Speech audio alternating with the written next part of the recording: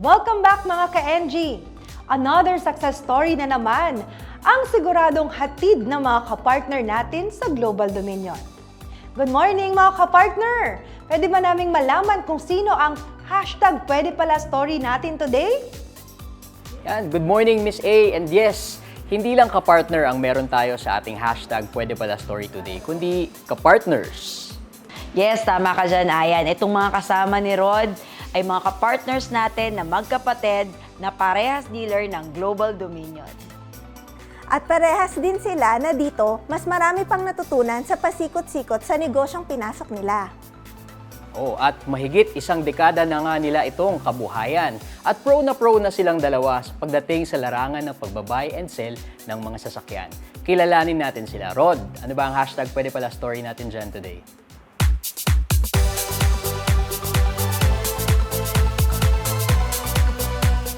Mga kapartners, ang pwede pala story natin ngayon ay hindi lang basta successful story ng isang negosyante, kundi istorya rin ng isang healthy competition na na-create ng dalawang magkapatid. Nandito po tayo ngayon sa Bacoor, Cavite upang mas makilala si Mr. Mark Anthony Zablan, also known as Mr. Z. Good morning, Mark! So, pwede mo bang ikwento sa mga kapartners natin at ka-NG kung paano ka nagsimula sa pagbabuy and sell ng sasakyan? Good morning, Sir Rod. So, yun, nagsimula ako noon, habang meron akong full-time job, meron akong biniling cellphone, 1.5, Nokia C3 that time.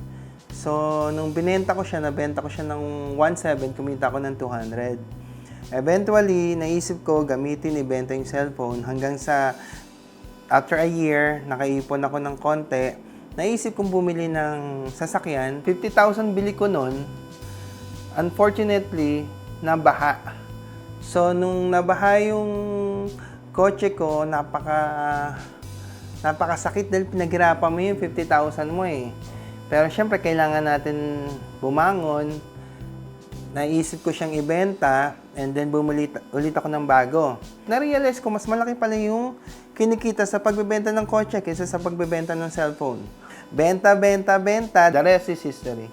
So ano yung mga bumps along the way na in-overcome mo para maging successful ng ganito yung negosyo?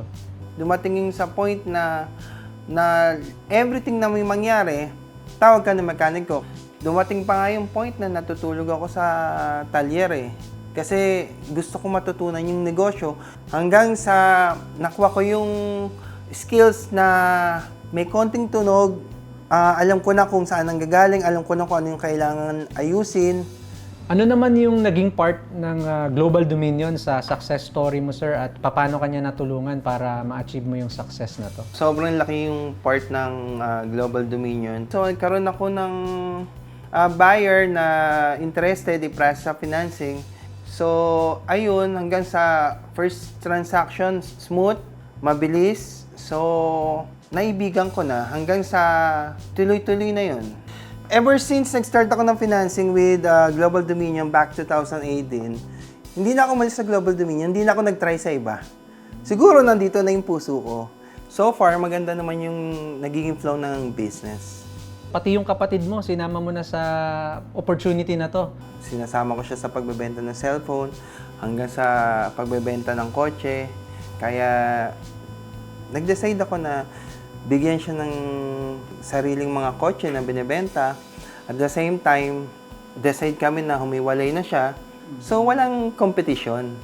At dahil dyan, sir, sa pagmamahal mo sa kapatid mo, meron siyang video para sa'yo. Panoorin po natin.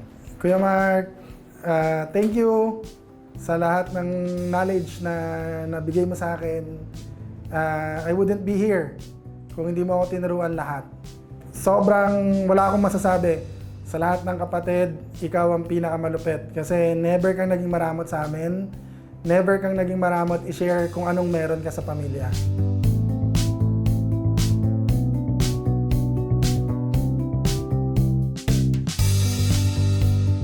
Wala akong masabi bukod sa mahal na mahal kita. Lahat, tandaan mo, lagi lang ako nandito. Ano naman, sir, yung masasabi mong hashtag pwede pala story mo bilang kapartner ni Global Dominion? From someone na nagsimula sa pagbebenta ng cellphone na mayroong 1,500 na puhunan, Eto na tayo ngayon, meron tayong nakapagpatayo tayo ng bahay, nakakatulong tayo sa community. At the same time, sa mga empleyado natin, nabibigyan natin sila ng magandang buhay. Ito po, buhay na patotoo. Mula simula hanggang ngayon, Global Dominion Financing.